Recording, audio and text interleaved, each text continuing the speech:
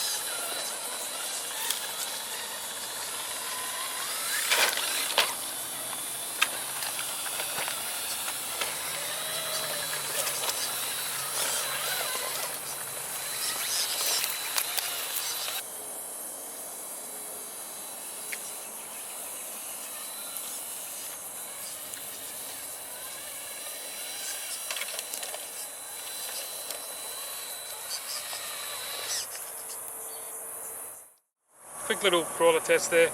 That's also using a new Isdt T70 cheap ESC. Seems to work really good. But let's do a quick test. Everything's in there nicely. Now I'll show you the 2-speed. So this is in 2-speed, second gear, and this is on I think 2S. So it's a crawler, what do you expect, depending on your motor and all that kind of stuff you put in there, but perfect for this. On 3S is obviously going to be much quicker. Put it down to first. There we go. And put it on dig. Look at that. Pretty sweet, eh? Rock stuck underneath there, but oh no, something's gone. Probably break.